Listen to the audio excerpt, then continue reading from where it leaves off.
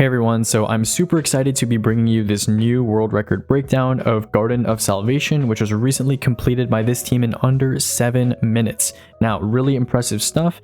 In my opinion, this is strategically the most dense raid speedrun in all of Destiny 2, so the yap to run ratio here is probably going to be pretty high. It's only a 7-minute run, and I'm going to be talking for probably like 35-40 minutes, even if I talk pretty fast and I keep it quick. So with that out of the way, I'm going to be looking through all 6 POVs during this run pretty frequently because they're all doing pretty important stuff. I mean, they're doing 4 encounters in like 7 minutes, so, you know, it's going to be pretty dense. But yeah, without further ado, let's go ahead and look at Q's POV first. So Q over here, he's on Stasis Hunter, he's got Exterius, he's staring at the floor, in the caves, at the start of Garden of Salvation. What's he doing? Let's find out. So first things first, you see him and his teammates throw this kind of triangular formation of glacier grenades for whatever reason, and then 2 of them are dying. Okay, weird. And now 2 more of them are dying, and now Q is dead too. What's going on? Some weird stuff happening here. So you can see he's on 0 resil, so he can one-shot himself with Exterius. Fun little fact there. But when he respawns, at the start of the raid, normally you'd want to go forward, have everybody go together, you know, as a team, kill all the ads as quickly as possible, go through the portal. But now 5 of his team are dead at the start, while 1 person is going forward to do the portal. So what's going on here? Well, when he respawns, we'll have our answer. Boom. All 5 of his teammates that just died are now at the end of first encounter. If you guys recognize this area, this is below the flower field between first and second encounter, leading down into the undergrowth. So this is a pretty crazy jump in positioning. Now, the tech that these guys just use is called default spawn manipulation, and we've talked about it before on this channel on previous speedrun breakdowns, but the way that it works is in Destiny 2, every activity is split up into multiple load zones. And in each load zone, let's say first encounter is its own load zone, second encounter is its own load zone. In each load zone, there is something called a default spawn. And so if you were to die and your spawn is not set somewhere safe, the game has somewhere where it can be like, okay, this is going to be somewhere I assume is a safe place. I'm going to spawn you here. So in the case of Garden of Salvation first encounter, that's in the caves, but because they block their spawn with an object, in this case 3 stasis crystals, there's sometimes a fallback spawn in certain load zones where the game is like, oh, well, your default spawn is blocked. You didn't set your spawn anywhere else, so I'm going to put you in the fallback spawn instead. And the fallback spawn can be further into an encounter. It can be, you know, further backwards into an encounter. It depends. So this is where the fallback spawn happens to be. Now, the second question for those of you that are clever and following along that you might be asking is, well, why even bother skipping to this area when if you actually go to this area, first encounter isn't startable because the portal ads haven't been killed yet? That's a great question. So let's go ahead and take a look at what strategy these guys are actually using to try and make use of this early time that they've spent here getting to this area. So normally if you've seen first encounter Garden of Salvation in speedruns in the past, right? You've probably noticed that the rush is to kill all the ads at the portal and open the portal as quickly as possible to get through. People are on galley, people are on, you know, super excellent ad clear weapons, right? Now this time, if we go ahead and look at Crow, who is responsible, he's the only person, by the way, in this fire team who is going to go forward here. The rest of his team is all dead. And the only thing he's going to use to ad clear is this nice Arc Conductor Ergo sword. So he's just going to sit here. And yeah, he's killing the ads pretty fast, but he's not killing them that fast, right? He's just kind of killing them moderate rate. They're all dying, right? But he's not like killing them as fast as he could be if he had his teammates on galley. And you'll notice another special thing here is as soon as the portal opens, he doesn't rush to go through. He waits. And the reason why is he's waiting for one of his teammates to call something out. And you'll see in just a second here, he's going to go through the portal on that call, which you can't hear because I have these with no audio. And you'll see here when Crow goes through the portal, if you guys didn't know this, when you first go through the portal in Garden of Salvation after killing all the ads, there's an objective update. You hit a checkpoint. And that checkpoint actually spawns in all of the encounter assets on this kind of relatively blank map of first encounter. So let me show you exactly what I mean by that. Let's go to Chiefy Poo's POVs, and you're going to be able to see exactly what I'm talking about when we go ahead and look at his POV when he approaches the first encounter. So just like the rest of his teammates, he's on Stasis Hunter, he's shatter skating all the way to the front of the raid. And you'll see here as he approaches, you'll notice normally there is a white barrier wall here. There's a white barrier wall here that separates you from the rest of the encounter until you tether to open it. However, you see here, it starts to spawn in at a certain point, right? And that's not random. It spawns in when Crow hits that checkpoint. So what they're doing here is, if you were watching just now, Sick Robes and Array, these 2 players, they're going through the barrier early in order to do the stair room tether mechanics ahead of time skipping past this entire section. And that way, these guys, when they're through, they just call out go, or they, call out, hit the checkpoint, and Crow's going to walk through and hit that checkpoint. Meanwhile, these guys are going to start tethering. So does that make sense? Basically, the entire point of this strategy is we've changed the time gate of the raid. Speedrunners, whenever they approach a raid, a dungeon, any activity they're trying to optimize, they always look at it as a series of objectives, a series of gates. There's always a limiting factor in an activity that is slowing you down. What is something that you can do to speed up that thing that's stopping you so that you can progress the raid faster? In this case, before, right, when people were previously speedrunning Garden of Salvation without DSM, people would try to get to the portal as quickly as possible, which means kill the ads as fast as possible, which means everyone's on stuff like Galley. Nowadays, right, because the gate is actually doing the tether mechanics, people have cleverly decided, let's send 2 people forward into this room early so that they can start tethering ahead of time. And then, we'll forget about the portal stuff because it's not as important as getting these 2 people in as early as possible. And that way, what's happening right now is you see these 3 players, Chiefy, Q, and Troy, they're going to tether up to this tether box right here. And here's the teammates ahead of them, Sigrubs and Array, they're going to be doing the tethering on their own as well in the next room. Now, there's one more strategy that I want to talk about that's been used in previous Garden of Salvation speedruns before in First Encounter, and that's called early starting. Now, early starting is a bit of an interesting concept here, and the way early starting works is basically instead of tethering to start First Encounter, which is kind of, what most people do, most LGs do, they shoot this Minotaur to start First Encounter. Now, you might be wondering, you've probably done this in LFG by accident. Someone's gotten impatient, shot the Minotaur, and be like, oh shit, the encounter's starting.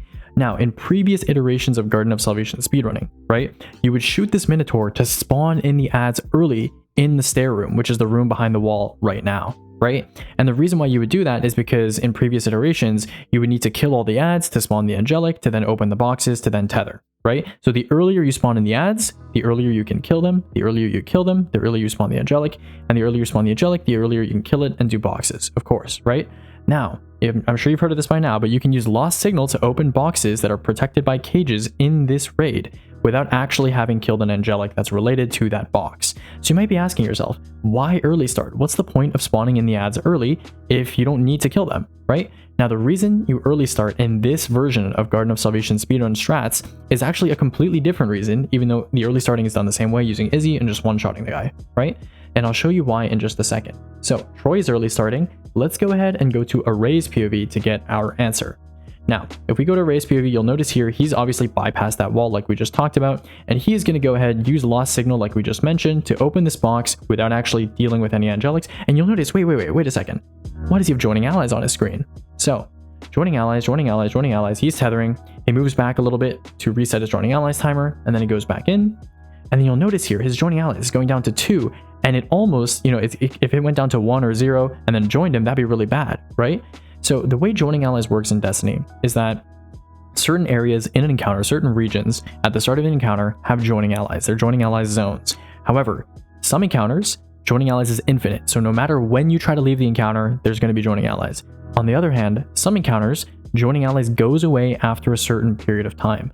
So maybe in one encounter, 10 seconds after you start the encounter, the joining allies timer disappears and a zone is no longer joining allies. In this encounter in particular, if Troy doesn't early start, players like Array and Sikrobs that are going into this area, which you're not supposed to be at, this early in the encounter, they could get joined back to the start. So it's important that Troy early starts so that this joining allies goes away so that these guys can do the tether mechanics right away. Right, so that's an interesting little tidbit there. Early start is a strat that's done identically in this strat as it is in previous versions of Garden. We've talked about early starting there as well, but the reason they do it is completely different. So I thought that was a pretty interesting thing. Probably not something you'd pick up on your first watch. So cool stuff from them. Early starting, definitely a fundamental part of Garden of Salvation speedrun strats for the past couple iterations, but this is for an entirely separate reason. Okay, so we're almost approaching the end of first encounter strategies here. I'm going to hop over to Sikrob's POV so you can see him shoot the Lost Signal at the remainder of the boxes. You'll see right over here, his teammates are, obviously tethering to the middle one, same way they did in the first room. And you can see here, Sikrob's is opening that top left box. That top left box actually works, that tether opens all 3 locks on the door, so you don't need to do any of these other boxes. Sikrobs told me that sometimes that box would bug out, and it seemed to help when he shot the other 2 boxes with his Lost Signal. So he told me it's kind of like a schizo strat that he just did during runs. So you can see here he's kind of just spraying the other boxes, but it works first try here, so not really needed. And so yeah, you can see here all 3 of these locks are just boom, boom, boom. They're all opening. 1, 2, and 3, just like that. And now Sikrobes is going to move on, going to skip around this wall using shatter skating to pick up these spits. Now, I'm sure if you've watched Garden of Salvation speedruns in the past, you know there's probably a couple people skipping a second encounter right now. When Garden was like first being, shrouded out, it was like 1 person that would skip. Later on, it would be 3 people that would skip, and now there's 4 people that are skipping. And the reason why 4 people skip is because you need a minimum of 2 people in first encounter at the end of it. Because if you have just 1 person, then that person would have to pick up the 3rd spit, and you would have to have someone skip from 2nd spit, which is really, really tight, if not possible, right? And also probably not helpful. Now, if you have 2 people stay behind, 1 person can pick up the 1st spit, then they can pick up the 2nd spit and be rezzed, and then, someone can pick up the 3rd spit. You just have someone res someone else, and you can pick up 3 spits, right? So that's exactly what goes on here. We go ahead and watch Sikrobes POV. He's going to go ahead and pick up a spit, and you see Q has just died at the end of the field. So Sikrobes is going to res him up, and that way both of them can make it to the end of the field in time to death warp to second encounter. So what is death warping? You guys have probably been a little bit familiar with this because Garden, people have done this in Garden runs for a long, long time now. But you go ahead and watch Q and Sikrobes here. What they're going to do is they are going to die as soon as they hit the second encounter load zone boundary, which is right around here. Boom, just like that. They're going to wait a little bit, and then they're going to die, right? Now, the reason for this is because there's a checkpoint that's being hit by someone at second encounter right now, and if you die too early, that checkpoint auto-reses you. I'm sure you've seen this if you've done Garden before. Someone has skipped ahead to second encounter. Maybe you're dead in the jumping puzzle. They pass that checkpoint, and it insta-reses everyone, right? So you want to die after that checkpoint's been hit so you don't get auto-resed. And the reason for that is because as soon as they hit that checkpoint, they're going to be starting second encounter and pulling you. And the way death warping works is after you die, your ghost gets moved to the default starting location of the encounter that is pulling you. So if you watch here right now, boom, his ghost got warped, and there you go. He respawns in second encounter. So that's what a death warp is.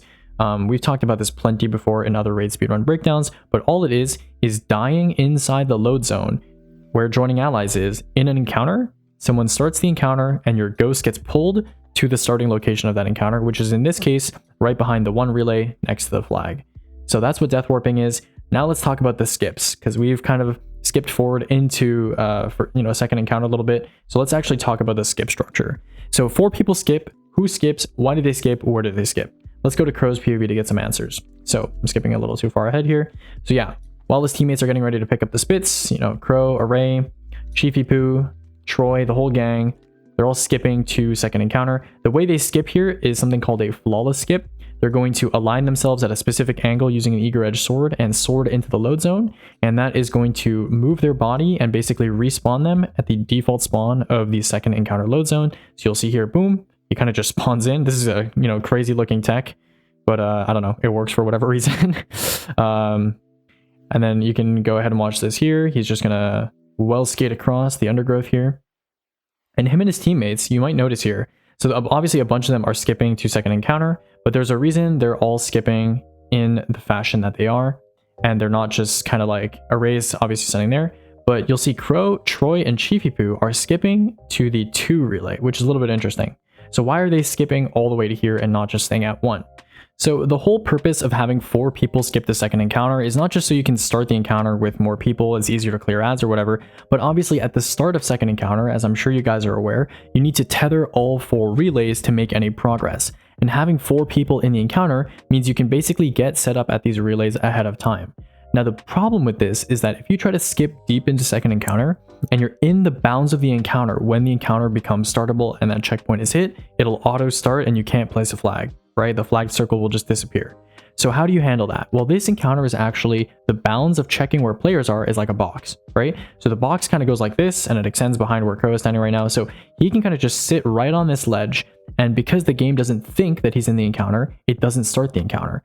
And so whoever is placing the perma flag, which in this case would be Array, he can just wait. You can see right here, there's going to be an objective update. He's going to sword forward and then boom, he's instantly going to place the flag as soon as the flag circle appears. His teammates are going to death warp in, and that way he can place this flag without having any of his teammates kind of start the encounter. Crow, Chiefy, and Troy up there, they're not at risk of starting the encounter because they're outside of that box that I just mentioned. Okay, so let's go ahead and look back at Crow's POV, and I'll kind of explain what's going on at the start of second encounter. So if you have 4 people that are being, you know, on the edge of an encounter, 3 of them are at 2, 1 of them is at the 1 relay, and the remaining players are all death warping in, how do you handle the situation, right? How do you optimize going to all the relays and tethering to all of them? Well, the way you do it, the way they have it set up, is imagine, you know, you have 1, you have 2, you have 3, and you have 4. Okay, so you have 1 person right over here, you have 2 people right over here. These 2 people tether at 2, right? You have 3 people at 1 at the start. You have the guy that places the flag, and you have the 2 people that death warp in, right? So the one of the people, I believe the person that places the flag and permas, I believe they go to 4 right away to like start spawning in the ads, you know, kill the angelic and stuff like that, and get ready to tether. Crow's role, you can see it on screen right now, he's going to go to 3, and he's going to wait there for someone to come and tether with him. And then one of the people, the 2 people that death warp in, they tether right over here, and then one of them makes their way to 4 to tether. Okay, so this is what's called zero subbing. Basically what this is you're going to try to tether all 4 relays as quickly as possible, and you're going to kill all of the ads at 1 and 2 that have spawned in by players being there, which will cause the encounter to sub. Now remember, the goal of this encounter is to kill all the ads as quickly as possible to cause something called a subside or a sub, right? And so the thing about these subs is that the game checks for encounter progression every time you subside. So for example, if you were to subside and then you didn't have all 4 relays tethered to, then the next set of ads would not contain any angelics. The next deploy would not have any angelics, meaning you would not have any progress in this encounter, right? Remember, the whole point of this encounter is to do, you know, tethering, and then you get, you know, 1 set of angelic somewhere, you get 2 set of angelic somewhere, you get 3 set of angelic somewhere, and then you get the 4th set of angelic somewhere, and then you get to go to mid, right? That's like the whole progress of this encounter before you go to the middle area. Well, because of this kind of mechanic, you want to finish tethering to all 4 relays before you kill those ads to cause the subside. So that's what zero subbing is called. Basically, it means there's 0 subs where you don't have any angelic spawn. Okay, so right here, let's go ahead and see what Crow does. You'll see it in action. The encounter starts, his teammate's perma. He's going to go ahead and help kill some of these ads because these count towards the subside and they're kind of annoying to deal with. So he's just going to deal with them ahead of time. And that way you have certain ads that you can save that you know when you kill them, they're going to cause the subside. So as you can see, Crow here, he's just waiting with Troy. And Troy has lined over to 3 with him after dealing with tethering on 2. And so now what's Crow going to do? He's just going to kill the angelic because it's annoying. He's going to place his well right over here in a second. And he's going to be on Aeons. As you can see here, he's getting his little finisher off. He's making heavy ammo for his teammates. And then he's going to switch to an ad clear loadout to start doing normal subs. As you can see here, there's already ads spawning in. So the way that this ends up working, right, is the order of tethers that happen in this encounter for zero sub with this team. It's going to be 2 because there's 2 people immediately there. Then it's going to be 1 because there's 2 people that death warp in and they tether immediately. Then it's going to be 3 because Troy has to line over to Crow. And then it's going to be 4 because the people tethering at 1 are a little slower than the people tethering at 2 because they have to death warp in. And one of these people ends up going to 4. One of these people from 2 ends up going to 3. And so as soon as the tether is done at 4, they're going to call out 4. And then the person at 1 who is keeping the ads hostage is just going to kill all of them. And that's going to cause the sub, which will then start spawning in the next wave of ads on the deploy with angelics if they do this strategy properly. Zero subbing has been a thing in Garden for a long time, so I'm not going to go too detailed on it. I do talk about subs in much greater detail in the other Garden record breakdown.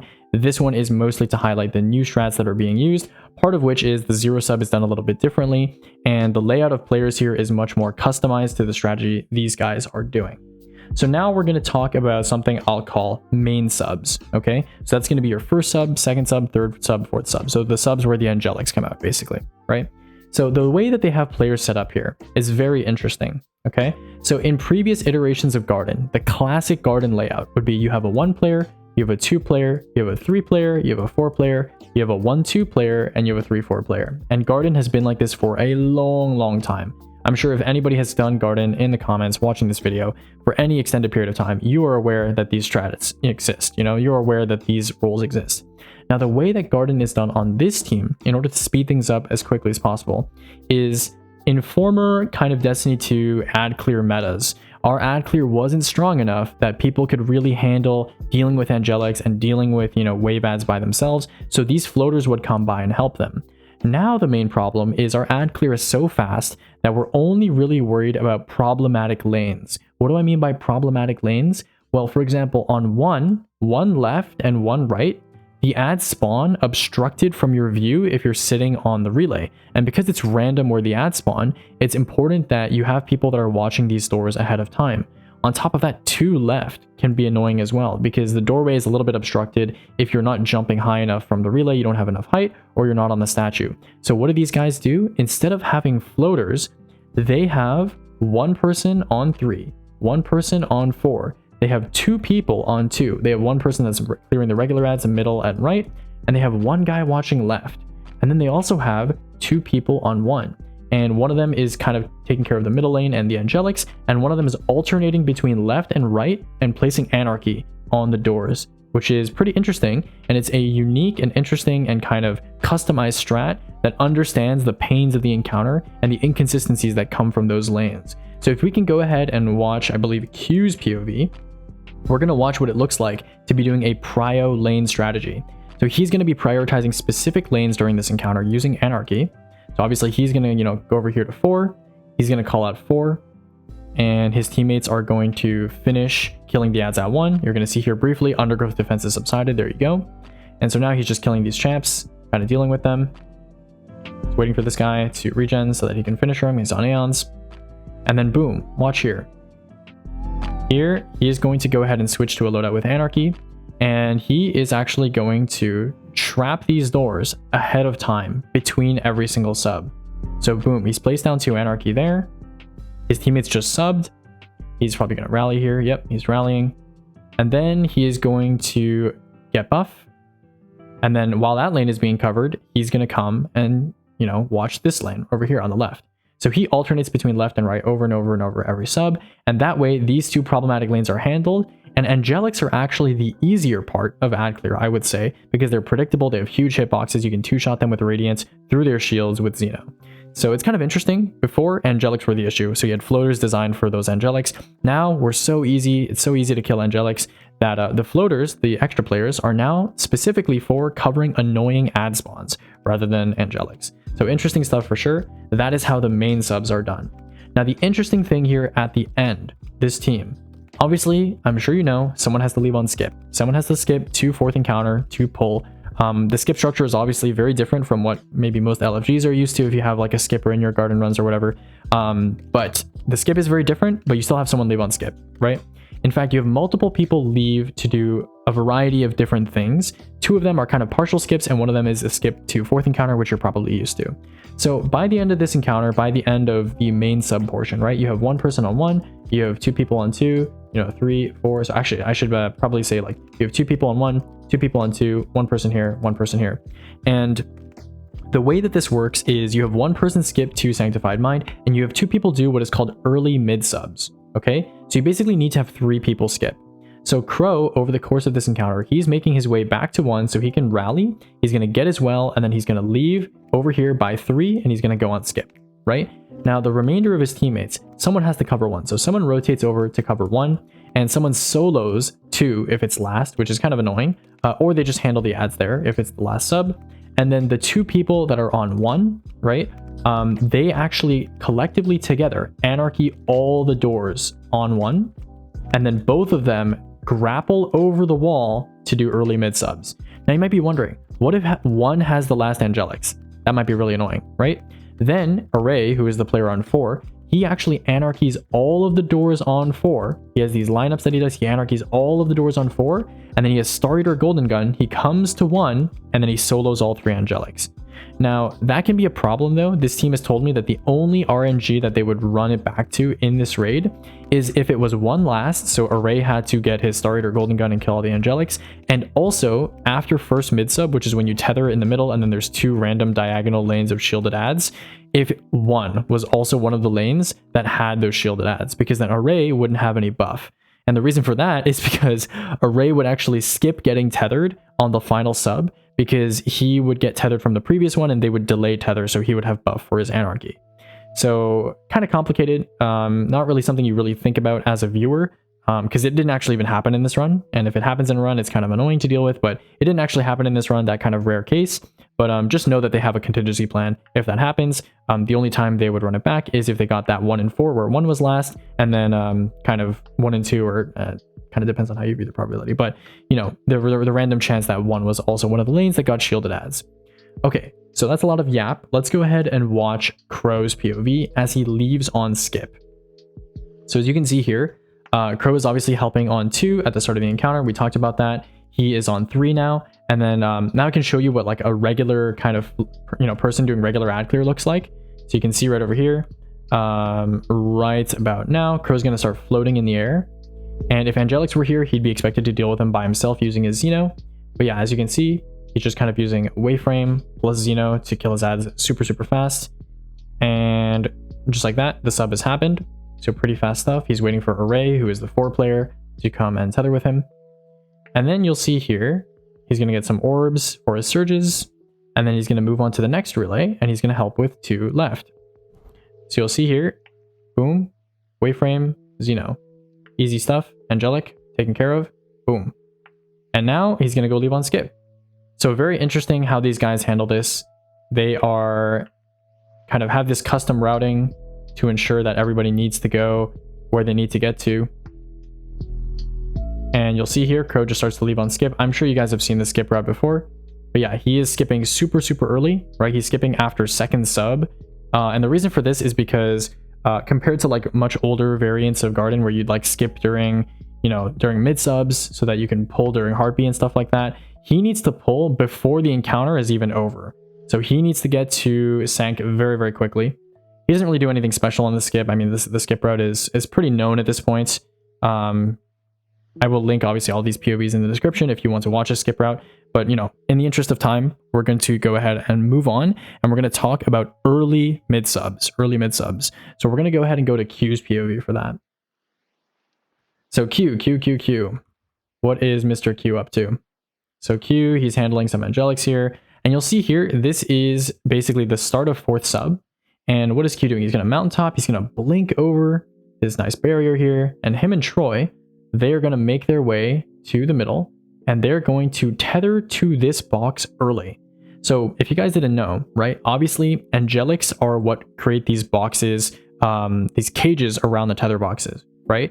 And so because Q actually is here before the Angelic spawns in the middle, him and his teammate here, Troy, they can tether early. And so I'm sure you've seen in Garden, if you've done Garden like LFGs before, when you come mid and you tether with someone else, it starts spawning ads, right? So what this tethering does is it spawns in those ads instantly as the walls drop, instead of having them spawn in and having to have someone go to mid and then tether and then wait through the spawning animation. They just spawn instantly. As you can see here, the walls have just dropped and they're already spawning, right? So yeah, as you can see here, Q, he's just gonna deal with those Angelics. His teammates are gonna deal with the diagonal spawning ads. And now all 4 of the players that are remaining here, so it's going to be Chiefy, Q, Array, and I believe Sick Robes. Yeah, all 4 of these players are here. Troy's living on a different skip, which we'll talk about in a second. But all 4 of them, they're on Anarchy or on a variety of weapons. So as you can see here, Q is going to Anarchy his doors for diagonal ads, and then he's going to cover 1 Angelic. So it's kind of beautiful how it ends up, because there's 4 people left in the encounter, and all 4 of them, they handle 1 Angelic and 1 diagonal set of doors. So super chill. Q, I assume he's probably just going to like shotgun this guy or something. Nice.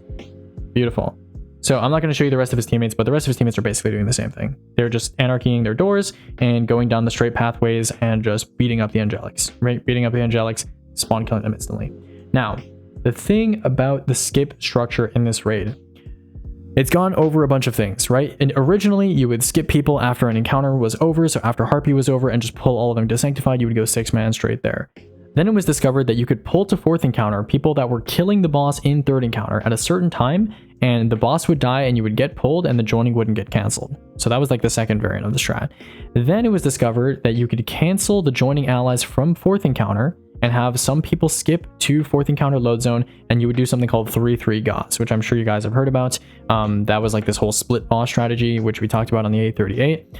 And now this is like the final iteration of this strategy. And the way that it works is you actually end the encounter and everybody gets joining allies. Everybody gets joining allies except one person, right? So you're actually doing 4-2 or 5-1, depending on how you define it, split boss Goss.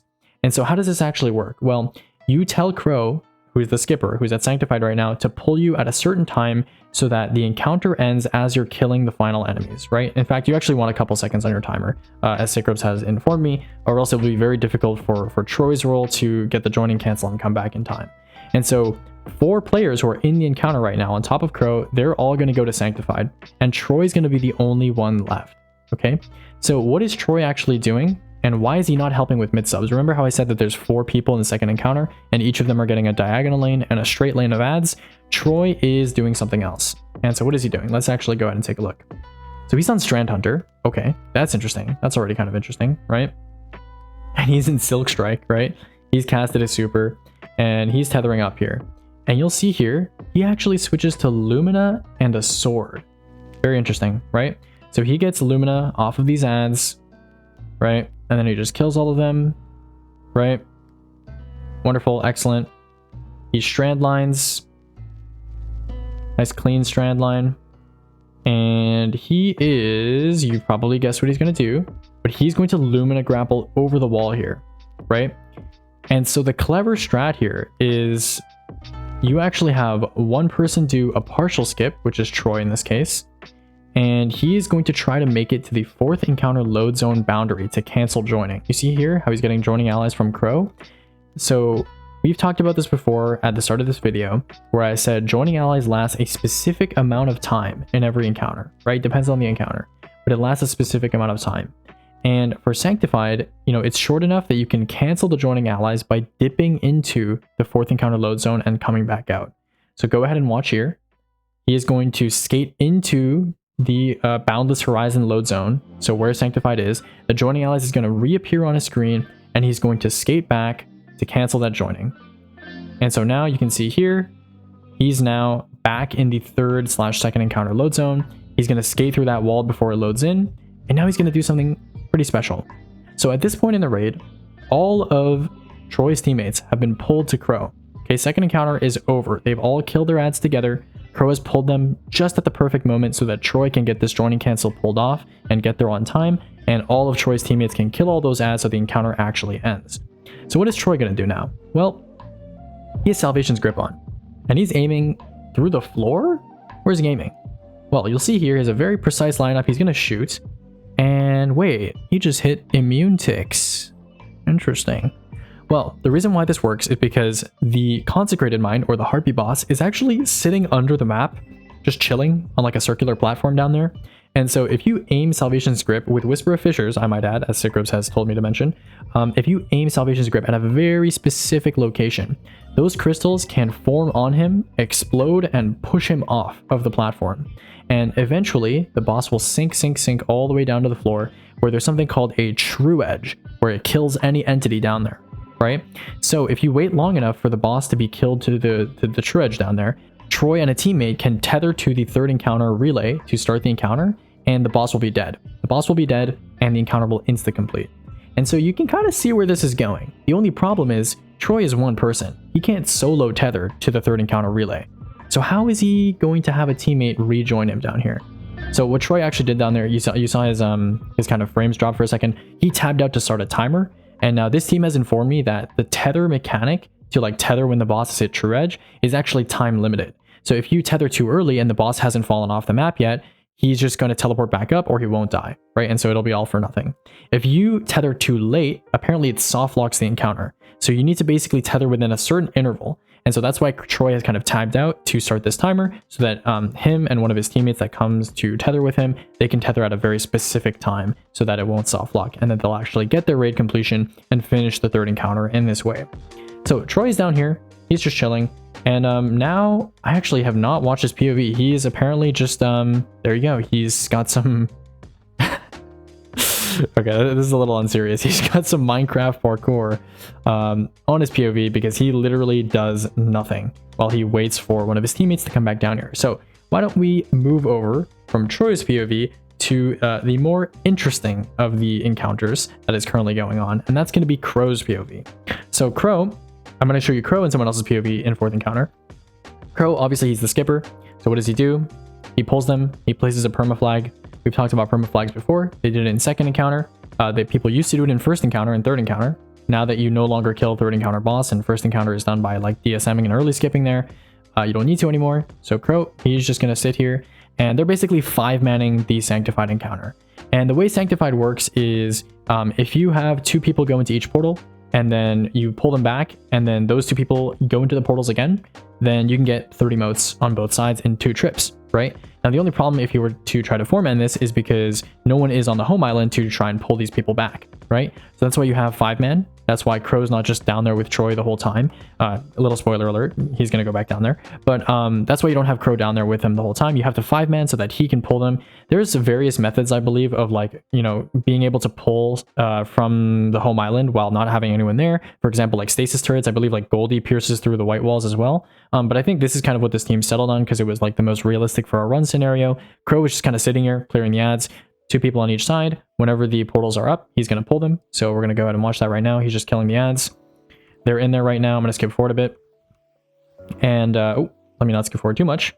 So yeah, the second time Crow pulls them from their second trip of getting motes, you're going to see right now, he's going to pull left, he's going to pull right, boom, boom.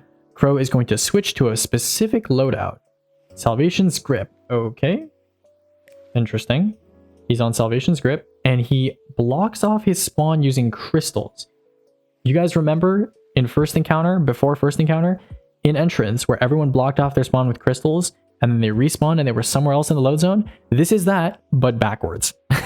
So the current spawn for this encounter is by the flag, because that's like the safe place. That's where the encounter is. That's where you start the encounter. But if that spawn is blocked off, you can DSM yourself backwards to the start of the Boundless Horizon load zone. Remember how I said that Troy was hitting that Boundless Horizon load zone, the start of it, so that he could join and cancel? Well, guess where Crow's gonna end up?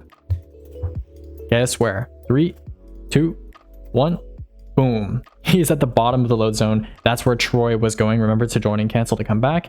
And so he is actually gonna go ahead, and his teammates are gonna 4-man damage now that they don't need his help anymore to pull them back. He is going to go ahead and make his way into the third encounter by doing a little well bounce here, straight over the ledge. He's got a Phoenix dive right down, and boom. So Troy's currently, you know, he's ticking down his timer. He's getting ready. He's going to give Crow a certain time to pop Heat Rises, jump up, while Troy shoots a Stasis Crystal at the wall so that the both of them can tether up. He's going to emote here to extend his hitbox backward for the tether, and they're going to 2-man tether this, and boom. Just like that. Just like that. Third encounter is going to start. Where's the Harpy? The Harpy's not here. And then the encounter is going to end in a couple seconds here. It takes a certain amount of time, no matter what, from the time that you push off the Harpy for the encounter to end. So it's a very specific time. There you go. There's the objective update. And the raid's over. Okay. And the raid's over. So a couple things I want to talk about, right? Obviously, you know what? Why don't I show you Sanctified damage, right? Because I suppose that's kind of interesting. So let's go ahead and skip over here, right? It's basically just like still hunt and GLs. They have a tether. I mean, it's kind of what you'd expect, right? Still hunt, GLs, boom, guy falls over, right? Pretty easy stuff. A couple things I want to talk about, right? Number one, this team had a strategy where they would RNG the 50-50 of what tether the boss was going to put up. Because remember how I said lost signal has big implications for first and second encounter? Well, it also had an implication for fourth encounter. If you guessed what tether the boss was going to make, and this team always guessed dark because light was a more favorable side to do damage from anyways, if you guessed what tether the boss was going to make, you could shoot the dark box instantly the second you knew the angelic was about to spawn, and you could tether to the lock before it even formed. Before it was visually there on your screen, you could tether to it, break it instantly, save a couple seconds. Now, the problem with this is it's a 50-50 at the end of an already pretty intense and pretty dense run, as you've seen, right? So pretty rough to do that at the end of the run, number one. And number two, because of the way that Harpy works, where pushing him off only after a certain amount of time after you push off Harpy will the encounter end. If you just save this time on Sanctified, you would be gated. We've talked about the concept of gating before. What's the limiting factor? The limiting factor would just end up being Harpy. And they told me that in the vast majority of their runs, Harpy and Sanctified finished within like seconds of each other, within like 1 or 2 seconds of each other. So saving a significant amount of time on one segment over the other, whether you're talking about Sanctified using this RNG tether, or whether you're talking about Harpy, you know, it didn't really end up mattering, right? Because one of them was always going to be limited to the other. There's also another strategy where you can save time on Sanctified using something called early mission, right? This is a big meme in the Garden of Salvation speedrun community, EM, right? And there's a way that you can use Storm's Edge to kind of pierce over this barrier, and you can get to the secret, you can get to the chest at the end, which ends the mission, ends the raid, right? Obviously this would be nice, but it'd be kind of annoying given the circumstances of setting up the encounter. It would compromise damage, and because of that, not really worth doing, because again, you would be gated to Harpy anyway, because of that time limit of, you know, him having to fall off the map and you having to tether at a specific time. If you tether too early, you are going to end up not completing the encounter and the boss won't be dead. So yeah, that's pretty much it for Garden of Salvation, done in under 7 minutes. Some pretty crazy stuff. Looking over my kind of list of strategies I wanted to talk about, I think we've covered pretty much everything. The only thing I kind of forgot to mention is Crow, he doesn't get a flag in first encounter, so he has to farm as well using Vesper, Radius, and Dynamo off like the Fanatics and stuff. But you know, you guys can probably imagine how that goes. It's just Phoenix diving over and over so that he gets as well, so that he can skip the second encounter, yada yada yada. So nothing too complicated there. I hope you guys enjoyed watching this video.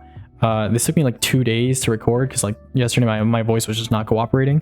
So hopefully today it ended up pretty well. Hopefully I explained everything as well as I can. I did gloss over some of the basics of like subsides and stuff like that and lanes in second encounter, because I did describe that in pretty great detail in the last Garden speedrun breakdown. So I'm going to assume you know like a little bit of the basics, and I did kind of, you know, use a lot of speedrunning technology, terminology in this video. But again, you know, if you've watched the other world record breakdowns, I explain all the basic stuff in there. There's other videos on my channel that explain that sort of stuff.